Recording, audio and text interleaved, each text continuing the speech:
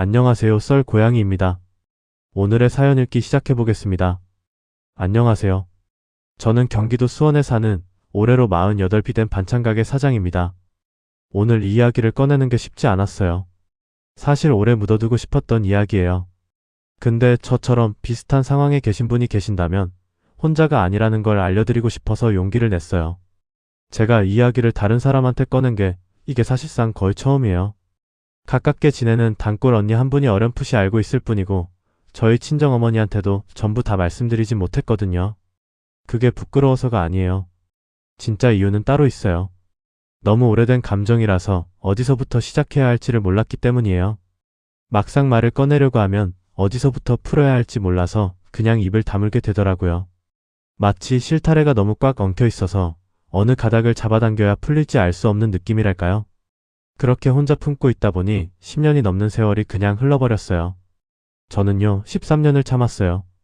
아침 4시에 눈 떠서 새벽 시장 나가고 12시간 넘게 서서 반찬 팔고 저녁엔 집에 와서 밥 차리고 설거지하고 빨래 개고 시어머니 방 환기시키고 시아버지 약 챙기고 그렇게 13년을 살았어요. 그 사이에 저는 많이 늙었어요. 손이 거칠어졌고 무릎이 시큰거렸고 목소리가 조금 낮아졌어요. 26에 시집와서 40 중반이 됐을 때 거울을 보면서 이게 나 맞나 싶을 때가 있었어요. 눈가에 주름이 생겼고 손등에는 오랜 반찬일로 생긴 화상 자국이 두어 군데 있어요. 지금도 그게 있어요. 씻어도 안 없어지는 흔적이에요. 근데 이상하게도 몸이 늙어가는 건 별로 아프지 않았어요. 노동이 힘들다는 건 처음부터 알고 시작한 거니까요. 진짜로 아팠던 건 다른 데 있었거든요. 오늘 제가 들을 이야기는 제가 새벽마다 피땀 흘려 만들어 온 것들이 어떻게 제 손에서 빠져나갔는지에 관한 이야기예요. 그리고 그 끝에 제 인생이 어떻게 달라졌는지에 관한 이야기이기도 해요. 지금 저는 괜찮아요. 이제는 정말로 괜찮아요. 오늘 아침에도 새벽 4시에 눈 뜨고 시장 가서 장 보고 가게 문 열었어요. 달라진 게 있다면 이제는 그게 온전히 제 것이라는 거예요. 아무도 빼앗아 갈 수 없는 것들이에요. 그게 이야기를 비로소 꺼낼 수 있게 된 이유예요. 그러니까 제 이야기 끝까지 들어주시겠어요? 중간에 너무 길다 싶으셔도 꼭 끝까지 들어주셨으면 해요. 끝까지 들으셔야 제 이야기가 완성이 되거든요. 많이 억울했고 많이 무너졌고 그래도 결국 일어났어요. 그 이야기를 지금부터 시작할게요. 저는 전라남도 나주 출신이에요. 농사짓는 집에서 3남매 중 둘째 딸로 태어났어요. 부모님이 부자는 아니셨지만 밥은 굶지 않고 자랐고 어릴 때부터 집안일이 몸에 밴 아이였어요. 엄마가 부엌에 서 계시면 제가 옆에서 도마 들고 서 있었고 아버지가 밭에 나가시면 저도 따라 나가서 이것저것 거들었어요. 그게 저한테는 당연한 일이었어요. 집에 보태야 한다는 생각이 어릴 때부터 있었던 것 같아요. 억지로 그런 게 아니라 그냥 자연스럽게 몸이 먼저 움직이더라고요. 학교 마치고 오면 엄마 옆에 앉아서 저녁 반찬 담그는 거 거들었고 김장철엔 온 식구가 마당에 앉아 배추 손질하는 게 당연한 풍경이었어요. 그 속에서 반찬 맛을 익혔어요. 손끝으로요. 나주에서 고등학교를 마치고 22에 서울로 올라왔어요. 그때는 지방에 남아봤자 할 수 있는 게 많지 않다는 생각이 컸어요. 무작정 상경해서 처음엔 마포 쪽 작은 식당에서 서빙을 했어요. 그 다음엔 대형마트 계산원도 해봤고 편의점 야간 알바도 했어요. 닥치는 대로 일했어요. 그 시절엔 몸이 힘든 게 자랑처럼 느껴지던 때였어요. 젊으니까 된다고 생각했어요. 이것저것 해봐야 나중에 뭔가 된다고 생각하며 버텼어요. 그렇게 몇 년을 버티다가 수원에 있는 중소식품 가공회사에 취직이 됐어요. 포장 라인에서 일하는 공장 직원이었어요. 거기서 지금의 남편을 만났어요. 남편은 같은 회사 물류팀에 있었는데 말수가 적고 조용하고 성실해 보이는 사람이었어요. 점심시간에 혼자 밥 먹는 걸 자주 봤어요. 저도 쉬는 시간을 혼자 보내는 편이었거든요. 묘하게 닮은 것 같다는 생각이 들었어요. 제가 먼저 말을 건 건 아니었어요. 어느 날 퇴근길에 버스 정류장에서 비를 맞고 서 있는데 남편이 우산을 들고 와서 조용히 제 옆에 서더라고요. 그 우산 속으로 제 어깨가 들어가게. 아무 말도 안 했어요. 그냥 같이 비를 피했어요. 그게 시작이었어요. 연애는 길지 않았어요. 두 사람 다 넉넉한 형편이 아니었고 결혼을 하면 같이 더 잘 살 수 있겠다는 단순하고 소박한 믿음이 있었거든요. 26에 결혼했어요. 수원 영통 쪽 작은 빌라 전세방을 얻어서 둘이 살림을 시작했어요. 그때는 정말 아무것도 없었지만 그래도 행복했어요. 저는 그렇게 느꼈어요. 남편도 그랬을 거라고 생각했어요. 그때 그 사람이 제가 옆에서 비를 맞으면 자기가 우산을 들어줄 거라고 믿었어요. 지금 생각하면 그때 조금 더 많은 이야기를 나눴어야 했는데, 그때는 지금이 좋으면 앞으로도 좋을 거라고 생각했어요. 그게 얼마나 순진한 생각이었는지 나중에서야 알았어요. 시어머니를 처음 만난 건 결혼 전 상견례 자리에서였어요. 경기도 이천 쪽에 사시는 분이었고, 젊은 시절에 작은 식당을 오래 운영하셨다고 들었어요. 첫인상은 나쁘지 않았어요. 아니, 솔직히 말하면 꽤 좋은 편이었어요. 말씀을 잘하셨고 웃으실 때 인상이 좋으셨거든요. 저를 보시자마자 손이 예쁘다, 일 잘하겠어 하시면서 좋게 봐주시는 것 같았어요. 그때 저는 단순하게 생각했어요. 아, 좋은 분이구나. 그렇게만 생각했어요. 근데 지금 생각하면 그때 말을 했어야 했는데, 처음 만나는 자리에서 시어머니가 하신 말씀들을 찬찬히 다시 떠올려보면 다 조건부 칭찬이었어요. 아이고, 시골 출신이면 부지런하겠지. 고생을 해봤으면 살림은 잘하겠어. 우리 아들이 좋아하는 음식만 잘해줘요. 제가 일을 잘할 거라는 기대를 포장한 말들이었어요. 저를 반기는 말이 아니라 저를 쓸모있게 보시는 말이었어요. 그 차이를 그때는 몰랐어요. 상견례 내내 시어머니는 저보다는 남편을, 저희 부모님보다는 남편 이야기를 더 많이 하셨어요. 대화의 중심이 언제나 남편에게 가 있었어요. 우리 아들이 어릴 때 얼마나 공부를 잘했는지, 우리 아들이 얼마나 착하고 성실한 아이였는지. 저는 그냥 듣고 있었어요. 저희 부모님은 말이 없으신 분들이라 많이 못 챙겨주셨다는 미안함이 마음속에 있었고, 그래서 더 조용히 있었던 것 같아요. 결혼식은 작게 했어요. 양가 친척들만 불러서 조그만 예식장에서 치렀어요. 시어머니가 결혼식 준비 내내 많은 걸 간섭하셨는데, 그때도 저는 큰 갈등 없이 다 맞춰드렸어요. 어차피 한 번 있는 날이니까 시어머니가 원하시는 대로 해드리는 게 좋겠다고 생각했어요. 저는 그냥 참았어요. 원하는 드레스 스타일도 달랐고, 푸케 색깔도 달랐고, 피로연 메뉴도 제 의견이랑 달랐지만 다 맞췄어요. 그게 지금도 기억나는 건 제 결혼식 사진 속 푸케가 제가 원하던 색이 아니에요. 아이보리 계열이었으면 했는데 시어머니가 분홍 계열이 좋다고 하셔서 분홍이 됐어요. 작은 거라고 하면 작은 거지만 그게 상징 같기도 해요. 그 결혼식에서 제가 원하는 게 하나도 반영되지 않았다는 겨. 돌이켜보면 이미 폭선이 있었어요. 결혼 준비 내내 제 의견이 한 번도 그대로 반영된 적이 없었어요. 처음부터 그 집에서 저는 뭔가를 결정할 수 있는 사람이 아니었던 거예요. 결혼하고 나서 저희는 수원 영통에 월세방을 얻어 살기 시작했어요. 시어머니는 이천에 계셨고 처음 한동안은 자주 오시지 않았어요. 명절에 한 번씩 뵙는 정도였으니 그 첫 1년은 그럭저럭 평온했어요. 아, 그게 평온한 게 아니라 거리가 있어서 갈등이 없었던 건데 그 차이를 그때는 몰랐어요.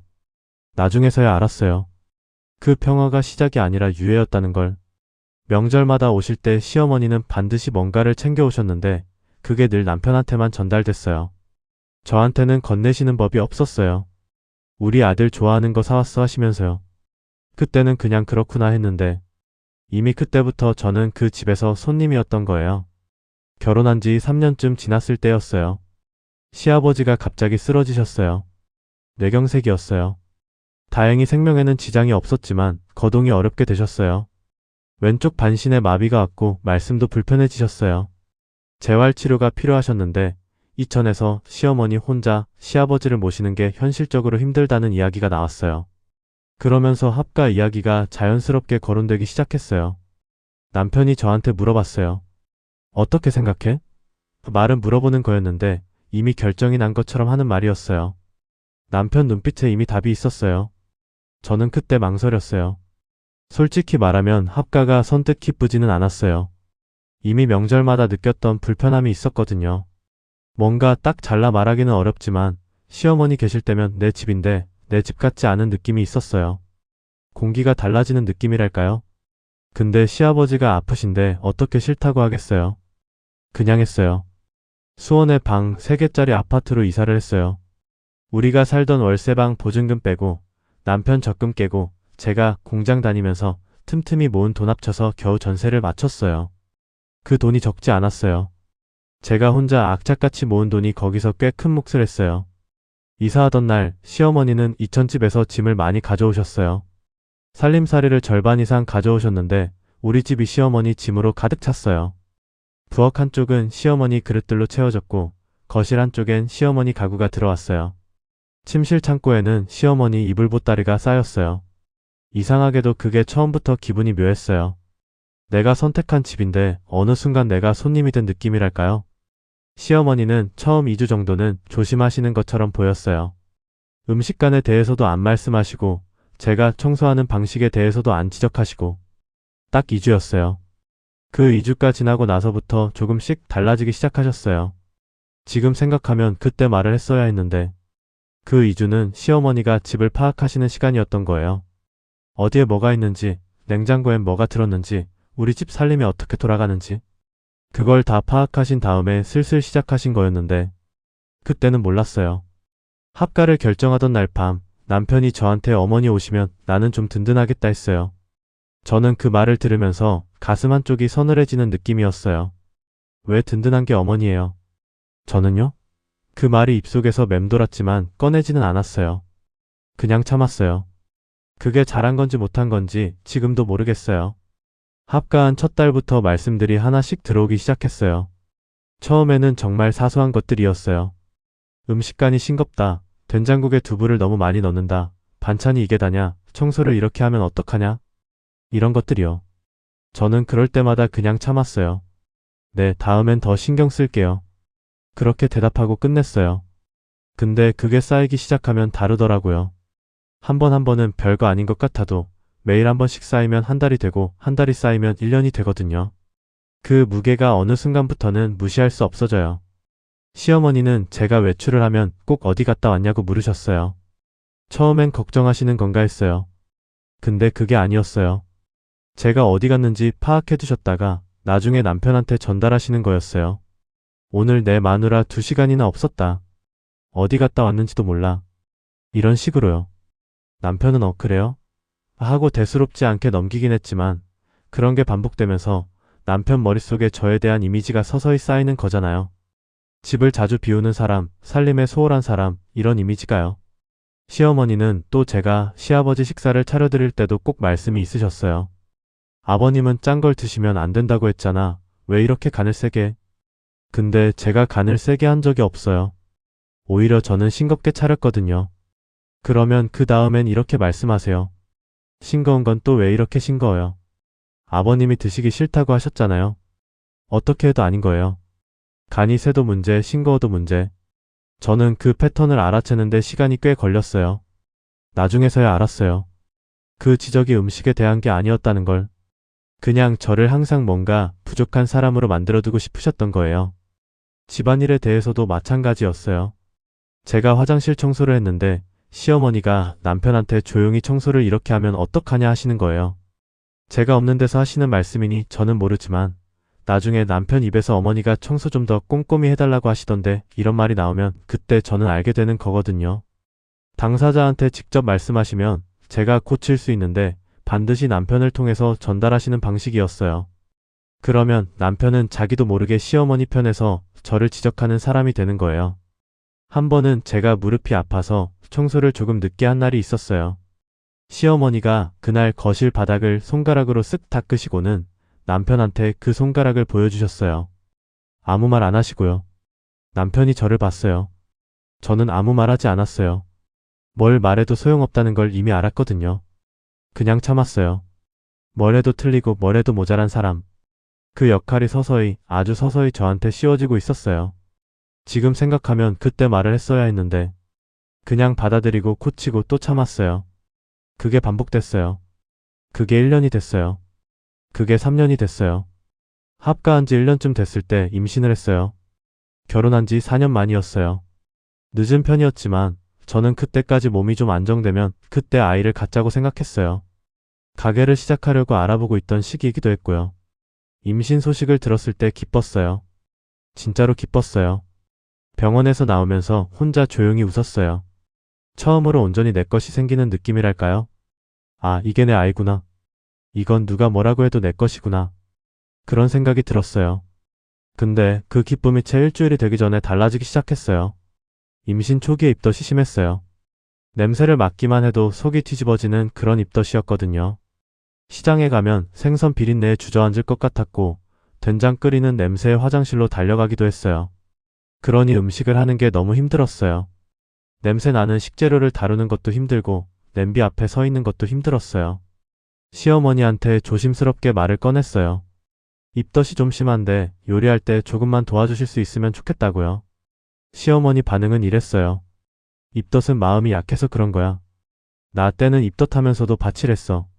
저는 그 말을 듣고 아무 말도 하지 못했어요. 숨이 막히는 느낌이었어요. 뭐라 말하고 싶었지만 꾹 눌렀습니다. 그 이후로 저는 입덧이 심한 날에도 혼자 밥을 차렸어요. 중간에 화장실 들어가서 속을 비우고 나와서 손 닦고 다시 앞치마 두르고 또 차리고 그렇게 했어요. 시어머니는 그걸 보고 계셨을 텐데 한 번도 와서 도와주시지 않았어요. 임신 중기에 접어들면서 배가 불러오기 시작했고 몸이 많이 무거워졌어요. 남편은 그 시기에 야근이 잦았어요. 저는 무거운 배를 안고 장도 보고 밥도 하고 시아버지 수발도 들고 빨래도 했어요. 시어머니는 당신 빨래는 직접 하셨는데 집 공용 빨래나 시아버지 빨래는 다 저한테 맡겨지는 구조였어요. 그냥 했어요. 어차피 아무도 안 해줄 거라는 걸 알았으니까요. 임신 후기에는 허리가 너무 아파서 자다가 깼어요. 어느 날 밤 너무 아파서 남편한테 등을 좀 주물러 달라고 했는데 남편이 나 내일 일찍 나가야 해 하고 그냥 돌아눕더라고요. 저는 이불 속에서 소리 없이 울었어요. 오래 울었어요. 눈물이 멈추지 않았어요. 아이 낳을 때도 남편은 분만실 문 앞에서 기다리다가 아이를 잠깐 안아보고는 회사로 갔어요. 시어머니는 오시지 않으셨어요. 친정어머니가 기차 타고 올라오셔서 일주일을 곁에 있어 주셨는데 그 일주일이 그 몇 년 중에 가장 사람 냄새 나던 시간이었어요. 친정어머니가 해주신 미역국이 그렇게 맛있었어요. 아무것도 안 들어간 것 같은 미역국인데 그게 왜 그렇게 맛있었는지 몰라요. 아마 사람 마음이 들어가서 그랬겠죠. 친정어머니가 떠나시던 날 기차역에서 손 흔들다가 눈물이 났어요. 그냥 나왔어요.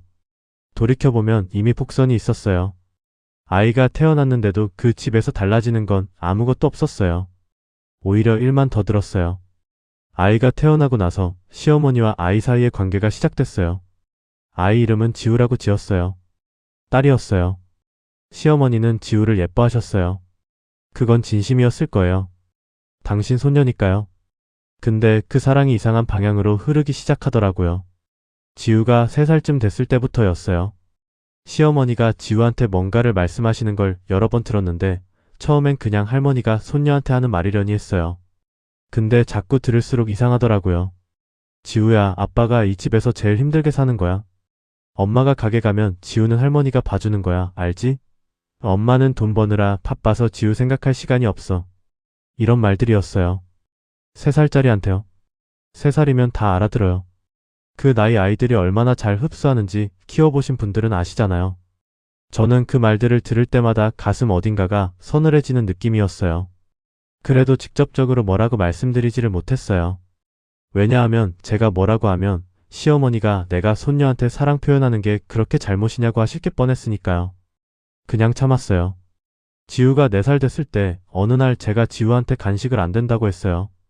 밥 먹기 전이라서요. 그러니까 지우가 달려가서 시어머니한테 일렀어요.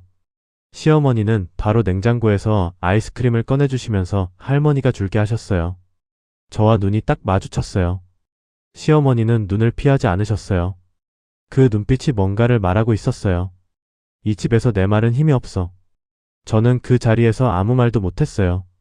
손이 떨렸어요. 지우는 아이스크림을 받아들고 시어머니 옆에 붙어서 놀기 시작했어요. 저는 그 모습을 보다가 부엌으로 들어갔어요. 수도꼭지를 틀었어요. 물소리가 들리는 사이로 눈물이 났어요. 이게 뭔가 싶었어요. 내 아이인데. 내가 낳은 아이인데. 내 말이 이렇게 힘이 없는 집에서 지우가 자라는 게 맞는 건가? 그 생각이 들기 시작한 게 그때부터였어요. 지우가 5살이 됐을 때 어느 날 지우가 저한테 이런 말을 했어요. 엄마는 왜 맨날 가게만 가? 그 말이 꼭 지우 혼자 생각해서 한 말 같지 않았어요. 어딘가에서 들은 말 같았어요. 저는 그 말을 듣고 지우를 꼭 안아줬어요. 엄마가 지우 생각하면서 가는 거야. 그랬어요. 지우는 응했어요. 하지만 그 응이 뭔가 잘 모르면서 대답하는 응 같았어요. 지금 생각하면 그때 말을 했어야 했는데, 더 일찍 뭔가를 바꿔야 했는데, 제가 반찬 가게를 시작한 건 지우가 2살 되던 해였어요. 집에서 반찬 만드는 게 익숙하기도 했고 뭔가 제 이름으로 된 걸 갖고 싶다는 생각이 간절했어요. 그 집에서 제 것이라고 부를 수 있는 게 하나도 없는 것 같다는 느낌이 들었거든요. 수원역 근처 작은 상가에 점포를 얻었어요. 처음엔 정말 소규모로 시작했어요. 새벽에 혼자 장보고 오전에 조리하고 오후에 파는 방식이었어요. 처음 6개월은 적자였어요. 그래도 포기하지 않았어요. 단골이 1명씩 2명씩 늘면서 1년이 지나니까 조금씩 됐어요. 제가 반찬에 쓰는 재료에 절대로 타협하지 않았거든요. 조금 비싸더라도 좋은 재료 쓰고 화학 조미료 최대한 안 쓰고. 그게 입소문이 났어요. 3년이 됐을 때부터는 동네에서 알아주는 반찬 가게가 됐어요. 저는 그 돈을 모았어요. 가게 운영 계좌를 따로 만들어서 월세랑 재료비 제하고 남는 돈을 매달 차곡차곡 넣었어요. 남편한테 가게 수익 이야기를 크게 하지 않았어요. 왜냐하면 그때쯤부터 시어머니가 제 가게에 대해 말씀이 많아지셨거든요. 밖에서 돈 버는 게 뭐가 좋다고. 집안 살림이나 잘하지. 지우는 누가 봐줄 건데. 이런 말씀들이요. 그래서 저는 가게 얘기를 집에서 가급적 안 했어요. 그냥 제 일이니까 조용히 잘하면 된다고 생각했어요. 아니요, 솔직히 말하면 그게 아니에요. 알리면 뭔가 빌미가 될 것 같다는 느낌이 들었어요. 그 느낌이 틀리지 않았어요. 어느 날 저녁 밥상 앞에서 시어머니가 갑자기 말씀을 꺼내셨어요. 우리 서방이 병원 갈 때 차가 필요한데 차 한 대 뽑으면 어떻겠냐? 남편을 보셨어요. 그리고 저를 보셨어요. 저는 그게 저한테 하는 말이라는 걸 느꼈어요. 남편이 돈이 어디 있어요 했고 시어머니는 뭐 가게가 잘 된다던데 하셨어요. 그 말을 듣는 순간 얼굴이 확 달아오르는 느낌이었어요. 가게 돈이 어디서 나왔는지 아세요? 새벽 4시에 일어나서 발이 부르트도록 서서 손이 터지도록 일해서 번 돈이에요. 그걸 차 사는데 써야 한다고요? 저는 그냥 참았어요. 그 자리에서는 아무 말도 안 했어요.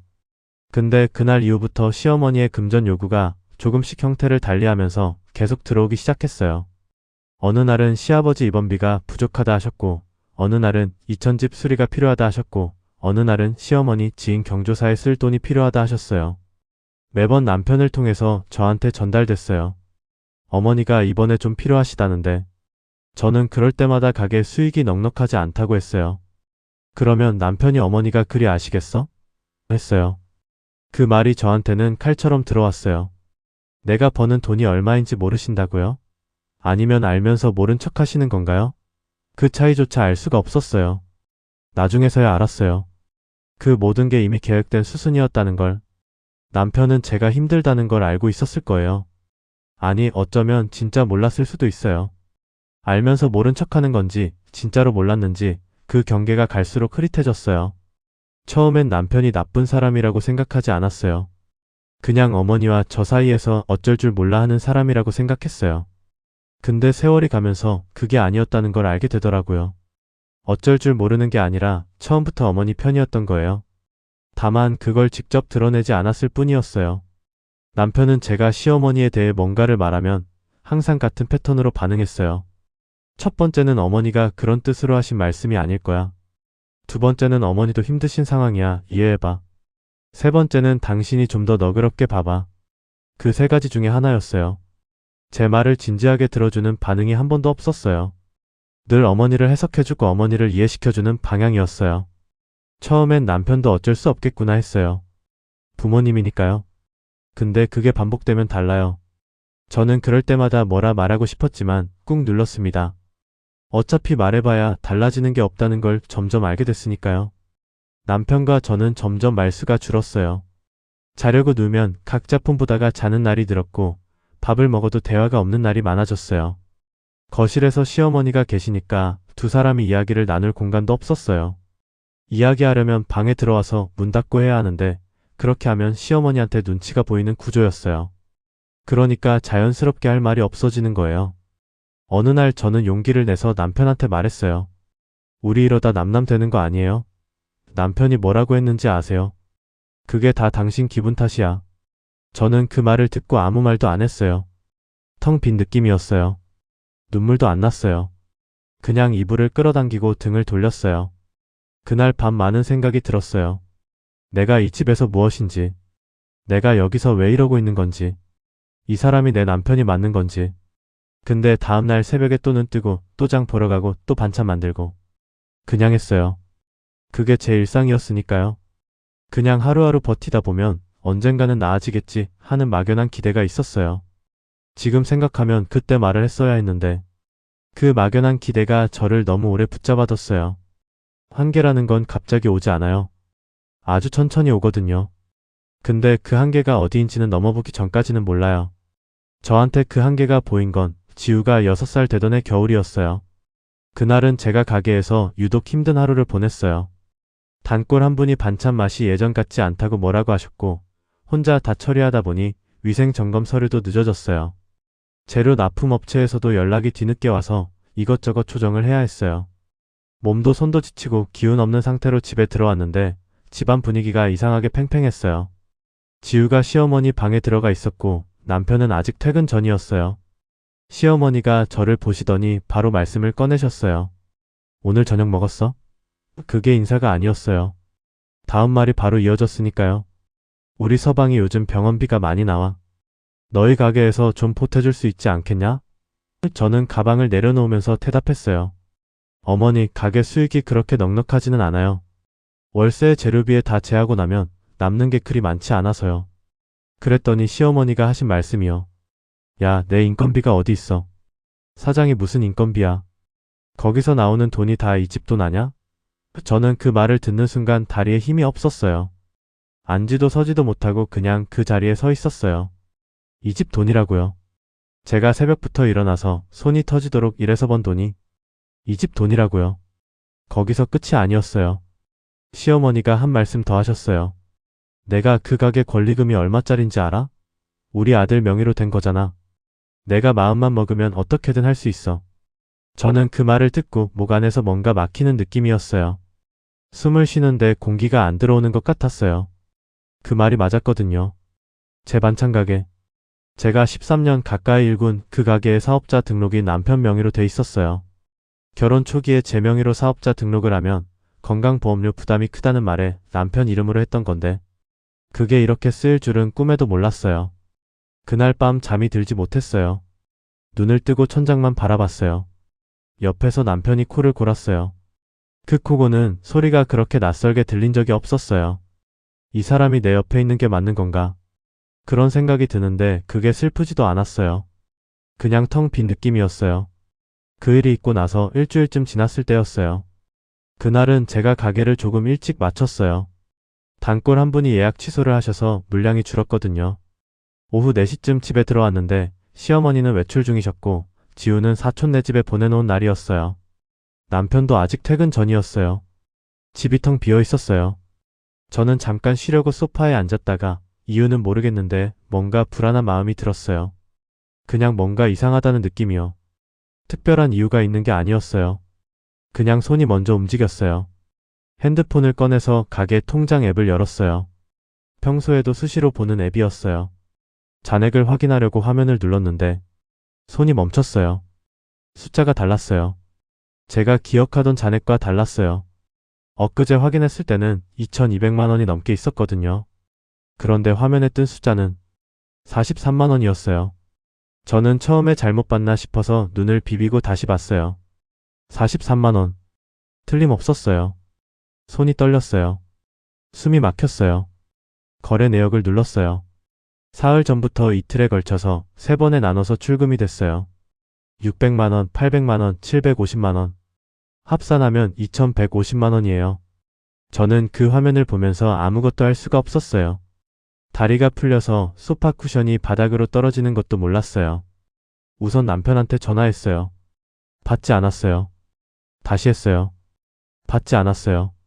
3번째 받았어요. 왜? 퉁명스러운 목소리였어요. 저는 최대한 차분하게 말했어요. 가게 통장에서 돈이 빠져나갔어요. 2천만 원이 넘겨. 잠깐 침묵이 있었어요. 그 침묵이 이상했어요. 놀란 사람의 침묵이 아니었어요. 그거. 남편이 말을 흐렸어요. 저는 그때 무릎이 꺾이는 것 같았어요. 그거. 라는 그 말이 뭘 의미하는지 알 것 같았거든요. 남편이 이미 알고 있다는 뜻이었어요. 어디로 간 거예요? 제가 물었어요. 남편이 대답했어요. 어머니가 아버지 병원비하고 나머지는 어머니 집 수리비로 쓴다고 해서 내가 출금해드렸어. 저는 그 말을 듣고 전화기를 쥔 손이 너무 꽉 쥐어졌어요. 그거 내 돈이에요. 제가 말했어요. 목소리가 떨렸어요. 남편이 대답했어요. 명의가 내 거잖아. 어머니가 그 돈이 다 집 돈이라고 하시길래 저는 전화를 끊었어요. 화면이 꺼졌어요. 저는 그 자리에서 한동안 아무것도 하지 못했어요. 눈물도 안 났어요. 텅 빈 느낌이었어요. 창문 밖에서 차 소리가 들렸어요. 어디선가 아이 웃음소리가 들렸어요. 세상은 아무렇지도 않았어요. 저만 무너진 것 같은 느낌이었어요. 나중에서야 알았어요. 시어머니가 그 차 이야기를 꺼낸 날 이후로 제 가게 수익을 지속적으로 파악하고 계셨다는 걸, 남편한테 통장 잔액을 물어보셨다는 걸, 그리고 남편이 가르쳐드렸다는 걸, 그리고 그 돈이 언제 어떻게 빠져나갈지 이미 계획이 세워져 있었다는 걸. 돌이켜보면 이미 복선이 있었어요. 시어머니가 한 번씩 가게에 오셨을 때 괜히 이것저것 물어보셨던 것들. 매출이 잘 되냐, 단골이 많냐, 요즘 장사 잘 되냐. 그게 다 파악을 위한 거였어요. 저는 그냥 대화인 줄 알았어요. 며칠을 그냥 돌아다녔어요. 아니, 몸만 돌아다닌 거예요. 머릿속은 한자리에 멈춰 있었어요. 집에 있어도 아무것도 안 보이고 가게에 나가도 손이 제대로 움직이지 않았어요. 반찬을 만드는데 간을 빼먹기도 했고 돌아서면 뭘 하려고 했는지 잊어버리기도 했어요. 단골 한 분이 사장님 오늘 어디 아파요? 물어보셨는데 그냥 아니요, 괜찮아요 하고 웃었어요. 웃는 근육이 움직이는데 그게 내 얼굴인지 아닌지 모르겠는 느낌이었어요. 집에 와서는 밥도 제대로 먹지 못하고 방에 들어가서 누웠어요. 남편은 저한테 아무 말도 안 했어요. 미안하다는 말도, 설명하겠다는 말도, 어떻게 된 거냐는 말도 없었어요. 그냥 평소처럼 밥 먹고 TV 보고 잠자리에 들었어요. 저는 그게 더 이상했어요. 2천만 원이 넘는 돈이 사라졌는데 부부 사이에 아무 말이 없다는 게 말이 됩니까? 미안하면 뭔가 말이라도 있어야 하는 거 아닌가요? 아무 말도 없다는 게 오히려 더 많은 걸 말하는 것 같았어요. 시어머니는 그 이후에도 오히려 더 태어나셨어요. 팝상 앞에서도 여전하셨고 지우한테도 여전히 이것저것 사주시고 마치 아무 일도 없었던 것처럼 사셨어요. 저는 그 며칠 동안 혼자 많은 걸 생각했어요. 여기서 계속 살아야 하는지, 이 집이 내 집인지, 이 사람이 내 남편인지, 이 삶이 내 삶인지, 그런 질문들이 밤새 맴돌았어요. 지우 때문에 참아야 한다는 생각도 했어요. 이혼 가정 아이들이 힘들다는 말을 많이 들었으니까요. 근데 다시 생각해봤어요. 지우한테는 어떤 엄마가 더 좋은 걸까? 무너지는 엄마를 보면서 자라는 게 좋은 건지, 두 발로 서 있는 엄마를 보면서 자라는 게 좋은 건지. 그 생각을 하다가 눈물이 났어요. 소리는 안 냈어요. 베개에 얼굴을 묻고 소리 없이 울었어요. 오래 울었어요. 다 울고 나서는 이상하게 마음이 조금 가벼워졌어요. 결심 같은 게 생겼어요. 뭔가를 반드시 해야 한다는 게 아니라 내가 뭘 해야 하는지 조금 보이기 시작하는 느낌이요. 지금 생각하면 그게 전환점이었어요. 눈물이 다 빠지고 나서야 비로소 생각이 또렷해지더라고요. 결심이 서고 나서 저는 조용히 움직이기 시작했어요. 누가 눈치채지 못하게. 제일 먼저 한 건 법률 상담이었어요. 가게 근처에 법률 사무소가 있었는데 거기 들어가는 게 엄청 용기가 필요했어요. 혹시 아는 사람이 볼까봐 두리번거리면서 들어갔어요. 상담을 신청하고 이틀 뒤에 변호사 선생님을 만났어요. 제 이야기를 처음부터 차근차근 말씀드렸어요. 남편 명의로 된 가게 통장에서 돈이 인출된 것, 사업자 등록이 남편 명의인 것, 그리고 이 결혼을 끝내고 싶다는 것. 변호사 선생님이 차분하게 말씀해 주셨어요. 가게 수익이 실질적으로 제가 혼자 운영해서 나온 거라면 특유재산으로 인정받을 가능성이 높고 통장 출금 내역도 재산 분할에서 중요한 증거가 된다고요. 그리고 지금 당장 제 명의 계좌를 따로 개설해서 이후 수익은 거기로 받는 게 좋겠다고 하셨어요. 저는 그날 바로 은행에 갔어요. 제 이름으로 통장을 하나 만들었어요. 아무한테도 말 안 했어요. 가게 매출도 서서히 새 통장으로 들어오도록 바꿨어요. 그 다음엔 부동산을 알아봤어요. 지우랑 둘이 살 수 있는 곳.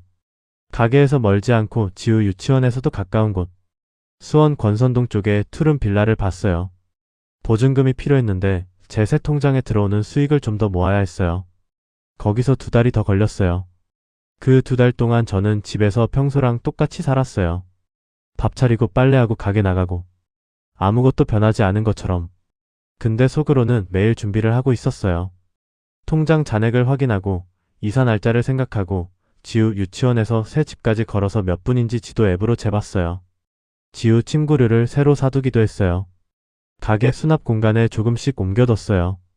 그 2달이 제 인생에서 가장 조용하고 가장 치열한 시간이었어요. 남편도 시어머니도 몰랐을 거예요. 제 옆에 앉아서 밥을 함께 먹는 사람이 이미 나갈 준비를 다 마치고 있었다는 걸. 돌이켜보면 이미 폭선이 있었어요. 그 2달 동안 저는 집에 있는 물건들을 아끼지 않게 됐어요. 좋아하는 핸드크림도 아낌없이 바르고 아끼던 찻잔도 꺼내서 썼어요.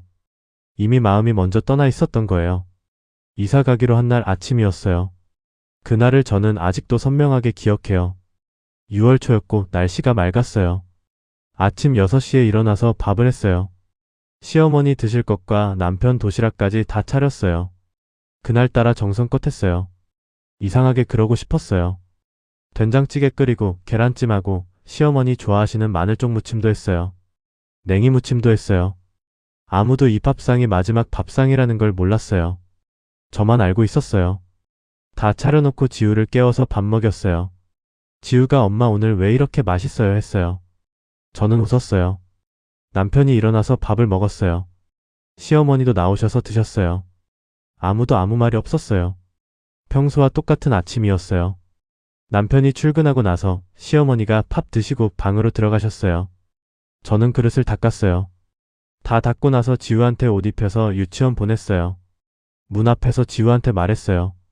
오늘 유치원 끝나면 엄마가 데리러 올 거야.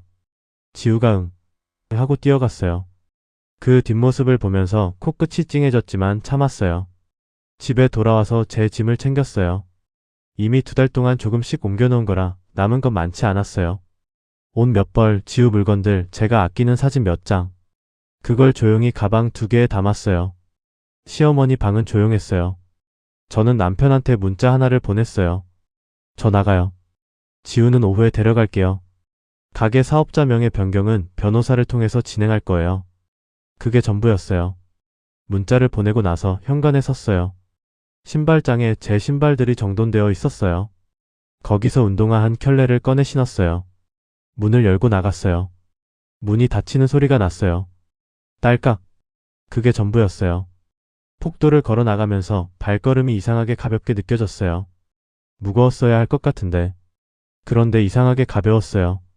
계단을 내려가면서 환기창으로 6월 햇빛이 들어왔어요.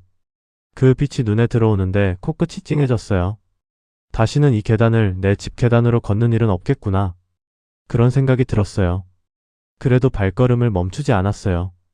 계단 끝에 다다르자 현관문이 보였어요. 그 문을 밀고 나가면서 저는 한 번만 뒤를 돌아봤어요. 그리고 다시 앞을 보았어요. 새 집은 작았어요. 지우랑 둘이 쓰기에 딱 맞는 투룸이었어요. 짐을 들이고 지우 방에 이불을 깔고 아이 좋아하는 인형들을 창가에 줄 세워놨어요. 지우가 처음 그 방에 들어오면서 우리 집이야? 하고 물었어요. 응, 우리 집이야. 그랬더니 지우가 폴짝 뛰면서 너무 좋아. 했어요. 저는 그 모습을 보면서 눈물이 흘렀는데 지우한테 들키지 않으려고 부엌 쪽으로 돌아섰어요. 이혼 절차는 반년이 걸렸어요. 남편 쪽에서 처음엔 합의 이혼을 미루려 했어요. 시어머니가 남편한테 이혼하지 말라고 하셨다고 나중에 제 귀에 들려왔어요. 근데 저한테는 이미 변호사가 있었고 통장 출금 내역 자료도 있었고 남편이 출금에 동의했다는 문자 내역도 있었어요. 가게 사업자 명의 이전도 법적으로 진행됐어요. 제가 실질적인 사업자라는 게 세금 신고 내역, 거래 명세서, 단골들의 진술로 인정됐거든요. 가게는 그대로 제 거로 됐어요. 이혼 재산 분할에서도 제 통장에서 빠져나간 2,150만 원이 증거로 쓰였어요. 결국 남편 명의 자산 일부를 제가 받는 걸로 정리됐어요. 그게 완벽한 폭수는 아니었어요. 근데 저는 폭수가 목적이 아니었어요. 그냥 제 것을 되찾고 싶었어요. 떠나고 나서 2달쯤 됐을 때 시어머니한테서 연락이 왔어요. 모르는 번호로 전화가 왔는데 목소리가 시어머니셨어요. 내가 어떻게 이럴 수 있어? 우리 아들을. 지우는 어떻게 할 건데? 저는 조용히 말했어요. 어머니, 저는 제 삶을 살 거예요. 지우는 제가 잘 키울게요. 그리고 전화를 끊었어요. 다시는 받지 않았어요. 지금 저는 수원에서 반찬 가게를 하고 있어요. 가게가 작지 않아요. 이제 직원도 2명 있어요. 처음에 저 혼자 새벽부터 나가서 장 보던 그 가게가 이제는 직원 2명이랑 같이 돌아가는 가게가 됐어요. 지우는 올해 초등학교 2학년이에요. 학교 끝나면 가게 옆 독서실에 앉아서 숙제를 해요. 제가 마감하면 같이 집에 가요. 걸어서 10분이에요. 그 10분이 하루 중에 제일 좋은 시간이에요. 지우가 오늘 있었던 일을 신나게 떠들고 저는 그 이야기를 들으면서 걸어요. 지우가 엄마 오늘 내가 발표했는데 잘했어 할 때 저는 그냥 그래? 하면서 걷는데 그게 행복이에요. 아무것도 아닌 것 같지만 그게 행복이에요. 손이 여전히 거칠어요. 무릎도 여전히 아파요. 근데 이제 그게 진짜 제 거예요. 제가 번 것들이 진짜 제 거예요. 아무도 가져갈 수 없는 것들이에요. 저는 요즘 새벽에 눈 뜨면 창문을 제일 먼저 열어요. 공기를 한번 깊이 들이마시고 그리고 시작해요. 그게 좋아요. 그게 충분해요. 긴 이야기 끝까지 들어주셔서 진심으로 감사드려요. 마지막으로 여러분께 딱 하나만 여쭤보고 싶어요. 지금 당신 곁에 있는 사람이 당신한테 힘을 주는 사람인가요? 아니면 당신한테서 조용히 무언가를 빼앗아가는 사람인가요? 그 대답이 이미 마음속에 있다면 그 대답에 조금 더 솔직해져도 괜찮아요. 당신도 괜찮아질 수 있거든요. 오늘도 저희 채널을 봐주셔서 감사합니다. 구독과 좋아요는 저한테 큰 힘이 돼요. 댓글로 여러분 이야기도 남겨주시면 다 읽을게요. 다음에 또 찾아올게요.